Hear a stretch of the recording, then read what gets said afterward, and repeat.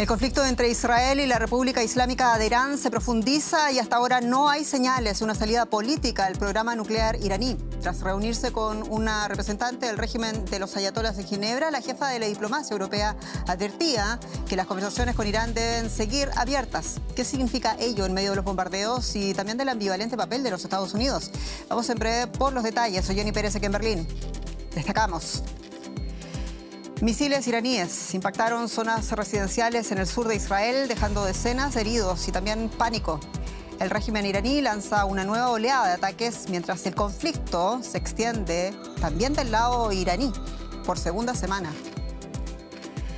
Tras una reunión con el ministro de Asuntos Exteriores del régimen iraní, Abbas Araghchi, la jefa de la política exterior de la Unión Europea, Kaja Kallas, declaró que las conversaciones con Irán deben mantenerse abiertas. Ampliamos desde Bruselas.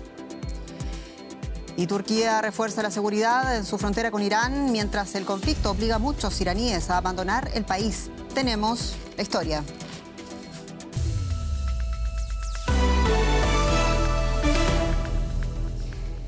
El conflicto entre Israel y la República Islámica de Irán no da señales de detenerse al entrar en su segunda semana. El ejército israelí asegura haber atacado decenas de objetivos militares iraníes, entre ellos Centro de Investigación Nuclear de Irán. Irán, en tanto, alcanzaba edificios residenciales en el sur de Israel, dejando varios heridos y al menos un muerto, según la prensa israelí. Medios israelíes también reportan nuevos ataques con misiles en Tel Aviv, el desierto del Negev y Haifa. El conflicto escala y no hay señales de que vaya a descalar. Una bola de fuego en el sur de Israel la mañana del viernes. Los últimos ataques iraníes dañaron varios edificios residenciales de 6 pisos. Algunos quedaron en ruinas.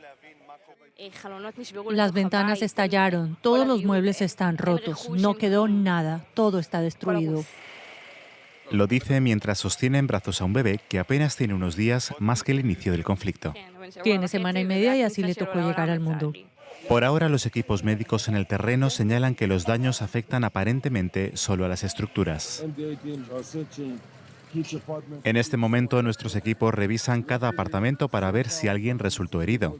Por suerte, hasta ahora solo hemos encontrado 6 personas con heridas leves.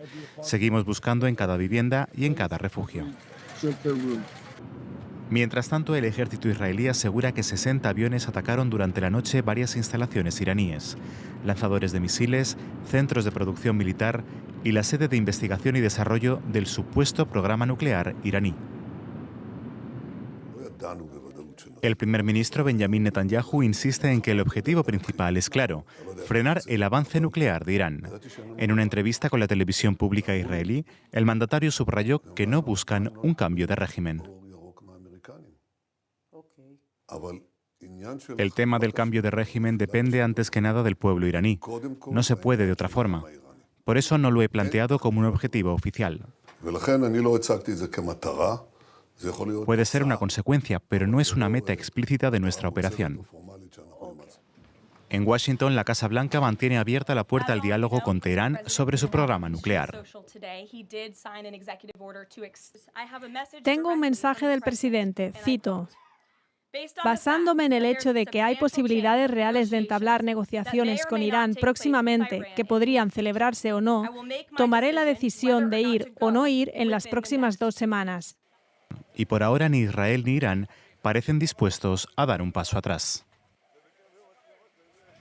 Y la periodista Maya Siminovich está con nosotros en directo de Tel Aviv con los detalles. Maya, en primer lugar, ¿qué más nos puedes decir sobre los últimos ataques en territorio israelí? ¿Cuál es la situación? Hola, Jenny. Durante el día ha habido 2 andanadas de misiles y a las mismas ciudades, las más castigadas también ayer, que son Beersheba en el sur y Haifa en el norte. Sabemos que hay más de 40 heridos. En Haifa hay 3 que están muy graves. También hay una fallecida que murió por ataque cardíaco tratando de llegar a un refugio. Los lugares dañados son lugares civiles, son edificios residenciales. En Haifa también 2 mezquitas, puesto que es una ciudad mixta. En Beersheba, que también hay muchos árabes, han sido dañados edificios residenciales, y ayer el hospital de Soroka, que se está rehaciendo y volviendo a la actividad.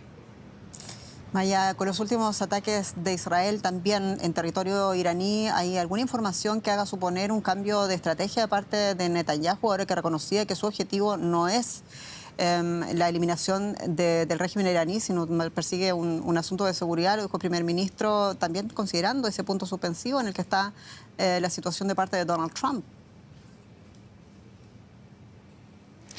Jenny, en realidad el objetivo de esta guerra, de nuevo, no está tan claro como no lo estaba con respecto a la guerra en Gaza contra Hamás.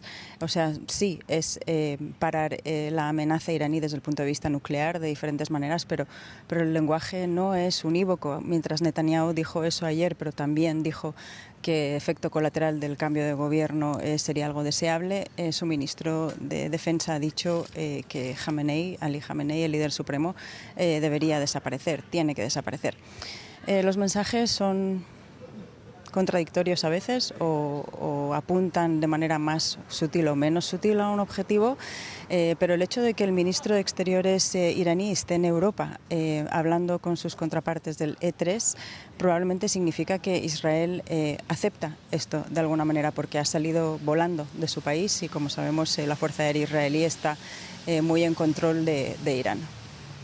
Entendemos, Netanyahu también dijo que quería sacar a Hamás de Gaza y sin embargo esa guerra continúa. ¿Cuáles son las últimas noticias?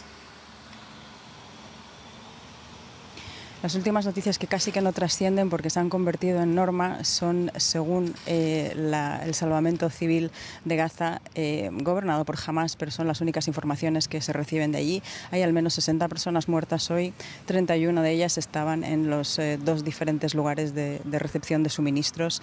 El ejército israelí sí ha asumido que han disparado al aire primero porque había gente que se acercaba demasiado a las tropas y después, como no dejaban de acercarse a las tropas, les dispararon directamente.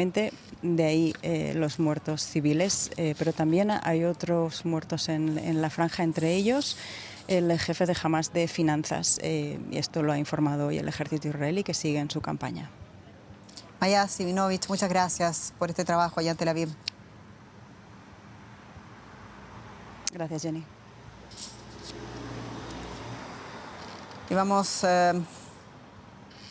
ahora a seguir con más informaciones. Seguimos porque en el conflicto con Irán ha asumido también a la población israelí, decíamos, en el caos. Ha restringido drásticamente los desplazamientos en el aeropuerto de Tel Aviv. Las sirenas antiaéreas también han hecho correr a la gente hacia los refugios, los búnkeres. Los misiles balísticos de Irán son mucho más peligrosos, en verdad, que los proyectiles utilizados anteriormente por Hezbollah en el Líbano o por Hamás en Gaza. Tania Crema nos amplía desde Tel Aviv. Aquí impactó un misil iraní en una zona residencial del centro de Tel Aviv, un ejemplo de lo letales que son los misiles y de lo diferente que es este conflicto. Desde que Israel atacó a Irán, la vida aquí ha estado dictada por el ritmo de las alertas telefónicas del mando del Frente Doméstico de Israel y las sirenas antiaéreas que advierten de la llegada de misiles balísticos desde Irán. Trato de vivir el momento para poder gestionar mis emociones. Es muy duro y triste ver toda esta destrucción a nuestro alrededor. Conozco a gente que se ha visto afectada. Algunos comercios han reabierto en los últimos días, pero la vida de la gente ha cambiado. La sensación de amenaza se cierne sobre todo. Algunas personas con pasaporte extranjero se han quedado atrapadas en Israel por la cancelación de vuelos. Israel se dio cuenta de que no podía esperar más.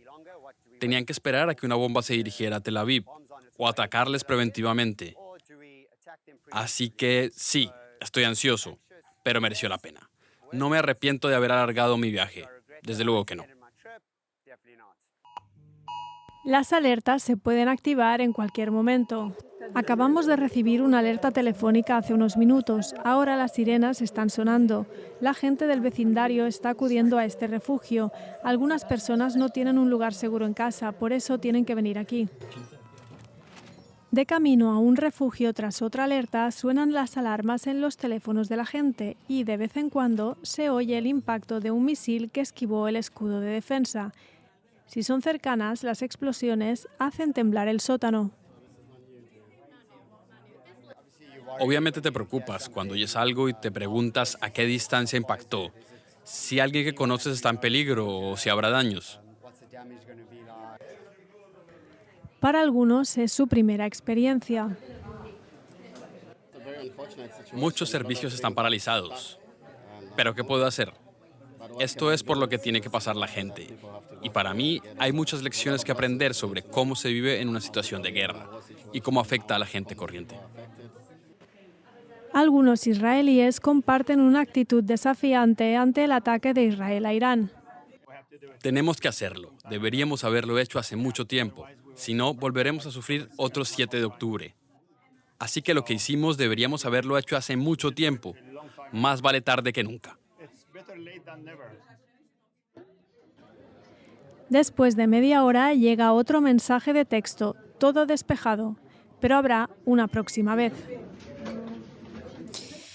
Y concluyó la reunión entre Abbas Araghchi, ministro de Exteriores de la República Islámica de Irán, y los ministros de la Unión Europea. El representante del régimen iraní acusaba al gobierno de Israel de graves crímenes de guerra tras los ataques israelíes a sus instalaciones nucleares. Araghchi asistió durante su visita a Ginebra, el Consejo de Derechos Humanos de la ONU, y allí se reunió con sus homólogos de Alemania, de Francia, Reino Unido y la Unión Europea. Araghchi acusó a Israel de llevar a cabo lo que llamó ataques terroristas en zonas residenciales y contra la infraestructura pública, incluidas, según dijo, instalaciones nucleares pacíficas. El jefe de la diplomacia del régimen iraní afirmó que ese tipo de ataques podrían provocar peligrosas fugas de radiación nuclear. Vamos a escuchar parte de sus declaraciones. Me presento ante este honorable Consejo para recordarles la responsabilidad legal y ética que tienen todos y cada uno de los Estados miembros y observadores del Consejo de Derechos Humanos de oponerse a esta grave injusticia. Israel ha lanzado una agresión no provocada contra Irán, violando flagrantemente el párrafo 4 del artículo 2 de la Carta y desafiando abiertamente todos los principios y normas que defiende este Consejo.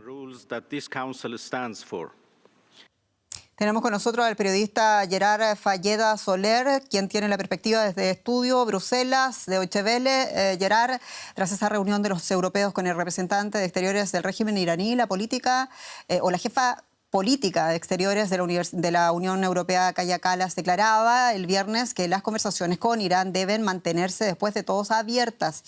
¿Qué significa esto en lo concreto? Exacto, sí. Pues la Unión Europea lo que quiere es mantener el diálogo abierto y siempre lo que ha dicho el consenso de la Unión Europea. Hay países que quizás son más beligerantes con Irán, pero el consenso general es mantener la línea diplomática, rebajar esta escalada de violencia y llegar a una solución diplomática. Siempre cuando puede la Unión Europea recuerda que hace años se llegó a un acuerdo nuclear y estaba la Unión Europea de intermediario y este, digamos, sería el objetivo que marca la Unión Europea otra vez, intentar hacer de intermediario para conseguir otra vez un acuerdo y que haya una desescalada en el conflicto. Gerard, ¿y qué le pidió la Unión Europea al régimen iraní en esta reunión? Y como segundo asunto también está en agenda una reunión similar con el gobierno de Israel. Claro, las propuestas, digamos, de la Unión Europea siempre son las mismas. Volvamos otra vez a la diplomacia, intentamos que no haya una escalada de violencia y veremos a ver cómo reacciona el gobierno iraní y también cómo reacciona Israel. Por lo que hace Israel, tenemos que recordar que tiene un acuerdo de asociación la Unión Europea y Israel, por lo tanto, no solo es un socio comercial prioritario, sino también es un socio prioritario en materia de negociaciones y de diálogo en todos los conflictos y en todas las cuestiones. Por tanto, la comunicación, teóricamente, según este acuerdo, entre la Unión Europea y las autoridades israelíes es completamente normal y, además, digamos, recurrente. Por lo tanto, digamos que sí que normalmente están en contacto. Tendremos que ver cómo son ahora las relaciones, porque últimamente se han ido tensando, sobre todo con algunos países, con España, con Bélgica, con Irlanda, que están presionando también para justamente revocar este acuerdo que permite tener esta línea de diálogo. Hay otros países que dicen que para no romper esta línea de diálogo hace falta no revocar este acuerdo de asociación. O sea que la Unión Europea está dividida, aún no sabemos cómo acabar, pero de momento la Unión Europea e Israel siguen teniendo el canal de negociación y de diálogo completamente abierto. Gerard Falleda Soler, periodista, muchas gracias. A ustedes, muchas gracias. Y en medio de todo esto, Turquía refuerza la seguridad en su frontera con Irán a medida que el conflicto con Israel se intensifica y muchos iraníes abandonan entonces el país. La frontera binacional turco-iraní tiene casi 600 kilómetros de longitud y la política de Ankara de permitir a los ciudadanos iraníes permanecer hasta 90 días sin visado la ha convertido en un destino popular para los refugiados iraníes. Normalmente una ciudad frenética de 10 millones de habitantes. Pero hoy las calles de Teherán, la capital iraní, están desiertas. Mientras muchos capitalinos han huido de la ciudad sin una perspectiva clara de paz a corto plazo, otros iraníes han tomado una decisión más radical: abandonar el país. Aquí, en la frontera con Turquía, se observa un flujo constante de personas que decidieron salir de Irán. He estado viajando durante 28 horas por la situación de guerra. Aún me faltan unas 24 más para llegar a Estambul. Soy de Isfahán y la situación en Irán es realmente terrible. Espero que esta guerra termine pronto. Salimos de Teherán hacia el norte, donde tenemos familia. Pasamos una noche allí, luego nos fuimos a la frontera con Turquía. Primero en una furgoneta, luego un autobús a Estambul y desde allí un vuelo para salir del país. Se estima que unas 600 personas han ingresado a Azerbaiyán desde el inicio del conflicto hace una semana, pero Turquía y Armenia siguen siendo los destinos principales, ya que los ciudadanos iraníes no necesitan visa para entrar en estos países. Aunque de momento no hay una crisis humanitaria, Turquía ya ha reforzado la seguridad en su frontera. Los países de la región recuerdan bien el impacto de la guerra en Siria y están listos para reaccionar ante cualquier posible éxodo. Mucho más ha sucedido este día en el mundo. Lo pasamos a revisar en el siguiente resumen de noticias. Según las autoridades ucranianas, una persona murió y otras 14 resultaron heridas en un ataque ruso con drones en la ciudad de Odessa. El ataque en la ciudad portuaria del Mar Negro provocó enormes incendios en edificios residenciales, según los servicios de emergencia. También resultaron dañados una estación de ferrocarril y un gasoducto. La Fuerza Aérea Ucraniana afirma que Rusia lanzó 86 drones por la noche. Los legisladores británicos votaron a favor de un proyecto de ley histórico para legalizar la muerte asistida para algunos pacientes en fase terminal. Ahora el controvertido proyecto Fin de Vida deberá ser examinado por la Cámara de los Lores antes de entrar en vigor. El superyate Bayesian, que naufragó el año pasado en las costas de Sicilia durante una tormenta, fue reflotado este viernes. En el accidente murieron 7 personas, entre ellos su dueño, el magnate británico de la informática Mike Lynch y su hija. Algunos expertos opinan que uno de los motivos del naufragio fue el tamaño del mástil de la embarcación, de unos 72 metros de largo. Un tribunal de apelaciones de los Estados Unidos ha dictaminado que el presidente Donald Trump puede mantener el control de la Guardia Nacional de California, mientras que el gobernador del estado ha impugnado legalmente el uso de tropas para sofocar las protestas por las redadas migratorias en Los Ángeles. Trump calificó el fallo de gran victoria. El presidente desplegó 4.000 soldados de la Guardia Nacional del 7 de junio en contra de los deseos del gobernador de California, Gavin Newsom. Simpatizantes del presidente venezolano Nicolás Maduro han salido a las calles de la capital, Caracas, para apoyar a la República Islámica de Irán. Los manifestantes ondeaban banderas iraníes y portaban imágenes del ayatolá Ali Khamenei. El presidente de la oficialista Asamblea Nacional, Jorge Rodríguez, dijo a la multitud que el primer ministro israelí Benjamín Netanyahu es, y cito textualmente, un criminal de guerra que amenaza la paz mundial. Y Chile ha logrado multiplicar por 10 la participación de la energía solar y también eólica en la matriz energética del país, y se espera que las energías renovables lleguen al 70% de Chile antes del año 2030, según datos oficiales del gobierno chileno. Una de las estrategias es instalar pequeñas plantas solares en terrenos fiscales. Así, algunos vecinos han logrado también pagar 0 pesos de luz en Chile.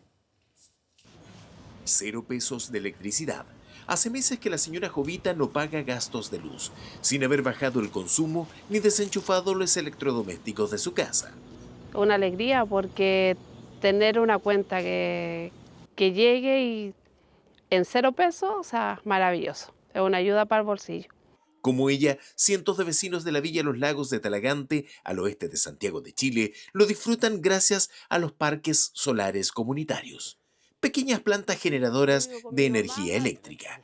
Esta fue levantada en medio de parronales, en un predio perteneciente a la municipalidad local. Lo que hacemos es utilizar terrenos que no tienen uso, o sea, que están desocupados, terrenos municipales sin uso, para instalar unas pequeñas plantas fotovoltaicas. Estas plantas fotovoltaicas inyectan a la red, entonces generamos cerca de los centros de consumo, eso genera una bolsa de descuento y esa bolsa de descuento después se reparte entre los vecinos en un descuento inmediato en sus cuentas de la luz. Esta planta está a unos 5 kilómetros de las casas de los beneficiados. Primero postularon, aportaron la documentación requerida y tras unos meses, la reducción en sus cuentas de luz se hizo realidad. Nos sentimos privilegiados porque somos la primera comuna donde se plantan estos paneles fotovoltaicos y esto se está replicando en otras provincias. Un país largo y diverso, que en toda su extensión ha mostrado la enorme capacidad de generar energías limpias como la eólica, hídrica y fotovoltaica. Nuestro país es un país pionero que está avanzando de manera muy acelerada en términos de la incorporación de energías limpias. Eso es visto por otros países del mundo como un testimonio de que se puede, pero tenemos que, esa posición de liderazgo que tenemos en el mundo, también tenemos que ser capaces de traducirla a cosas concretas en el bolsillo de los vecinos. La generación de energías limpias aún no tiene un impacto relevante en los precios de la electricidad, debido a las deudas con las empresas de suministro eléctrico que se arrastran desde hace 2 décadas. Si uno hace una evaluación entre marzo del 2025 y marzo del 2024, es decir, un año atrás, las tarifas subieron en promedio un 60% a nivel nacional, producto de la necesidad de tener que normalizar las tarifas y no seguir acumulando deuda. La deuda con las empresas generadoras está en torno a los 6.000 millones de dólares y la vamos a pagar de aquí al 2035. Para el segundo semestre de este año se prevé una nueva alza de un 7% en las cuentas de la luz. Por ello, la relevancia de los parques solares comunitarios. Al finalizar el gobierno del presidente Boric, serán 60 las plantas instaladas a lo largo del país. Las últimas confirmadas se encuentran en la región de Coquimbo, donde sus cielos prístinos favorecerán a numerosas familias. Personas que en su mayoría le cuesta pagar el sustento diario, le cuesta día a día, y obviamente con este beneficio que entrega el Ministerio de Energía, obviamente va a ser un apoyo fundamental para nuestra familia en pleno corazón del Valle del Elqui. Tenemos las condiciones naturales de la luminosidad y que puedan funcionar de mejor forma estas plantas fotovoltaicas. Una política de Estado que busca democratizar el acceso a la electricidad en un país altamente eficiente en la generación de energías renovables. Y tiempo para algo más. Paraguay anunció la creación de un mecanismo nacional de búsqueda y localización de personas desaparecidas y un sistema de alerta llamado MAFE en recuerdo de una adolescente de 17 años de nombre María Fernanda, víctima de asesinato tras ser reportada como desaparecida el pasado 27 de mayo. El caso de la joven, que estaba además embarazada, aún sigue conmoviendo a Paraguay. Madre Señora nuestra. Un país en luto. Fernanda salió de su casa por la mañana y ya no volvió. Tenía 17 años y estaba embarazada de 3 meses. Su familia la buscó desesperadamente. El gobierno no actuó antes y me vi solo, y a través de mi reclamo le pedí al presidente de la República y al mundo entero ayuda para poder, aunque sea, enterrar el cuerpo de mi hija. Desde el Ejecutivo se solidarizaron con la familia de Fernanda y la comunidad educativa por el crimen atroz. Pero las amigas de Fernanda advierten que las autoridades no las tomaron en serio en un primer momento. Nos dio impotencia y rabia. Desde el primer día en el que Fernanda desapareció, nosotros estuvimos desesperados y tratando de saber algo de ella todos los días. Y nos dio impotencia de que las autoridades desde el primer momento no nos hayan tomado en serio. Cada día alguna mujer puede desaparecer o se le puede hacer algo, y las autoridades no van a reaccionar. María Fernanda Benítez fue encontrada 3 días después de su desaparición, asesinada brutalmente, amputada y quemada. El señor de Campera Roja. El principal sospechoso del feminicidio es su expareja, de su misma edad, quien confesó y se entregó. Pero la tensión no cesa ni en Coronel Oviedo, a 132 kilómetros de Asunción, la capital, como tampoco en otras ciudades de Paraguay. La gente reclama justicia y celeridad en la investigación. Porque todavía hoy se decide sobre el cuerpo de la mujer, sobre el cuerpo de una niña adolescente, como fue el caso de María Fernanda, donde no le dejaron decidir si ella quería ser madre, sino que decidieron quitarle la vida. En Paraguay, con 6,5 millones de habitantes, un promedio de 45 hombres asesina a sus parejas o exparejas cada año, según los registros oficiales. El asesinato de Fernanda ha generado expresiones de indignación de todos los sectores. Desde la oposición señalan que el Estado está ausente en la prevención de feminicidios. Hay también una violencia institucional que permite que esto suceda. Es decir, la ausencia del Estado y de la intervención del Estado en ciertas áreas, como la educación sexual integral, como leyes que de verdad busquen prevenir este tipo de circunstancias, es una complicidad directa del Estado. La Iglesia Católica, por su parte, exigió esclarecer el hecho con celeridad. En Coronel Oviedo, el sacerdote admite la falta de herramientas para combatir el machismo. Falta más todavía una educación acerca de eso, ¿verdad? El tema del machismo y todo eso. Yo creo que se debe todavía trabajar esa parte de lo humano también, entre los varones, las mujeres mismas también, esa parte. Mientras tanto, los vecinos de Fernanda temen que la familia del presunto asesino pueda evitar la justicia. El joven tiene plata y creyó que teniendo plata iba a poder ocultar toda la evidencia o poder matar y ocultar todo lo que iba a hacer solo con su plata y que iba a callar a todos con plata. Los amigos de Fernanda advierten que no descansarán en seguir denunciando lo ocurrido para que Paraguay, dicen, sea un país seguro para ser mujer. Y con esto nos despedimos, como siempre muy agradecidos de su atención. Soy Jenny Pérez de Todo Deutsche Welle. Noticias para ustedes. Hasta pronto.